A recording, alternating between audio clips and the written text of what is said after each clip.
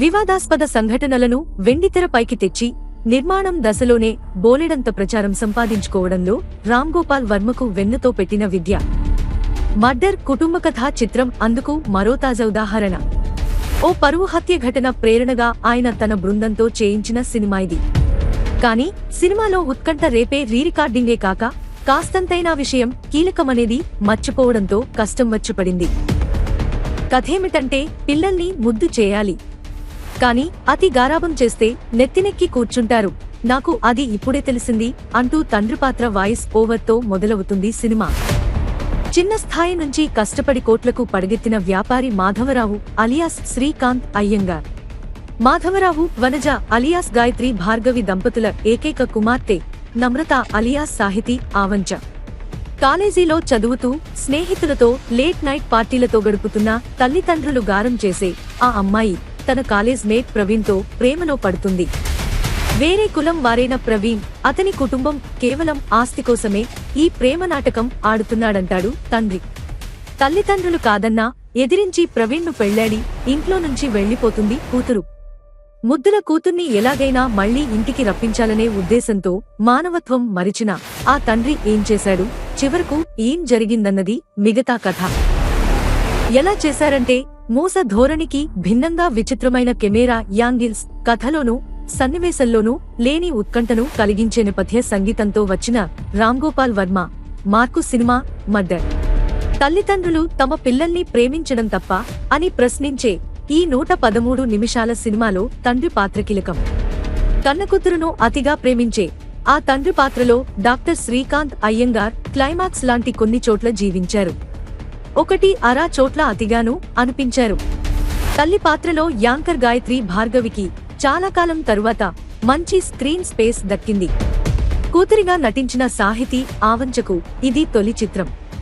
ఈ నూతన నటి బాగానే ఉన్నా తనను అమితంగా ప్రేమించిన తల్లిదండ్రులను ఆమె అంతగా ద్వేషించడానికి తగిన కారణాలను కథలో బలంగా చెప్పలేకపోయారు. ఫలితంగా కూతురి పాత్ర క్యారెక్టరైజేషన్ దెబ్బతింది. ఇక సినిమాలోని మిగతా పాత్రలన్నీ కథానుసారం వచ్చి వెడుతుంటాయి. పెద్ద కథ లేదు, అదే విధంగా పేరున్న నటీనటులు లేరు, లొకేషన్ చేంజ్లు లేవు, పాటలు డాన్సులు లేవు, కామెడీ కూడా లేదు. అయినా కదలకుండా కూర్చోబెట్టడానికి వర్మ బృందం శ్రమించింది. పూర్తిగా కాకపోయినా కొంతమేర సక్సెస్ అయింది. ఆ మేరకు ఇది రొటీన్ చిత్రాల వెల్లువలో ఓ విశేషమే.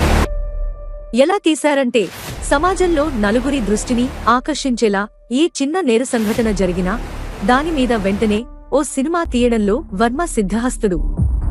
ఈ సినిమా కూడా అచ్చంగా అంతే. రాంగోపాల్ వర్మ సమర్పణలో ఆయన శిష్యుడు ఆనంద్ చంద్ర దర్శకత్వంలో వచ్చింది చిత్రం. కానీ వర్మ టేకింగ్ ఛాయలు తెర నిండా పుష్కలంగా కనిపిస్తాయి.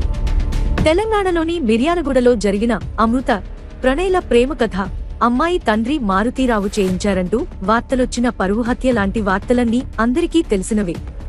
ఆ జరిగిన కథనే ఎమోషనల్ గా చెప్పడానికి వర్మ బృందం ప్రయత్నించి చాలా వరకు సక్సెస్ అయింది. కాకపోతే న్యాయపరమైన ఇబ్బందుల రీత్యా ఈ సినిమాకు ఆ జరిగిన కథకు సంబంధం లేదంటూ వాదించింది. నిజ జీవితంలోని పేర్లను వాడకుండా వాటికి దగ్గరగా ఉండే పేర్లతో సినిమా తీసింది. దీనికి అనేక నిజ జీవిత సంఘటనలు ఆధారం అంటూ చెప్పుకొచ్చింది. కోర్టు వివాదాల మధ్య సెన్సార్ చిక్కుల్లో పడి చివరకు 9 మంది సభ్యుల రివైజింగ్ కమిటీ ఆర్డసి దగ్గర సెన్సార్ సంపాదించుకుంది చిత్రం. 2-3 పాత్రధారులు ఒకే ఇంటిలో తిరిగే కెమెరాతో చాలా పరిమితమైన బడ్జెట్లో రూపొందిన ఈ సినిమా మంచి బిజినెస్ వ్యూహమే. పైగా ఆ పరిమితులేవీ తెలియనివ్వకుండా వీలైనంత జాగ్రత్త పడడానికి ప్రయత్నించడము ముచ్చటేస్తుంది. కానీ ఒక దశలో కథ ముందుకు సాగక అదే 4 గోడల ఇంట్లో అవే పాత్రలు అదే రకమైన డైలాగులతో ప్రేక్షకులకు విసుగనిపిస్తుంది. అయితే అంతటి ఆ విసుగులోనూ కూర్చొనేలా చేసే నేర్పు కూడా దర్శకుడి తీత చేసిన మాయాజాలం. అందుకు సహకరించిన కెమెరా, నేపథ్య సంగీత విభాగాలను ప్రత్యేకించి చెప్పుకోవాలి. ఇంట్లో పెద్దవాళ్లు వద్దన్న ప్రేమకథలన్నిటినీ పిల్లల పాయింట్ ఆఫ్ వ్యూలో తెరపై చూపడం రీతి రివాజు.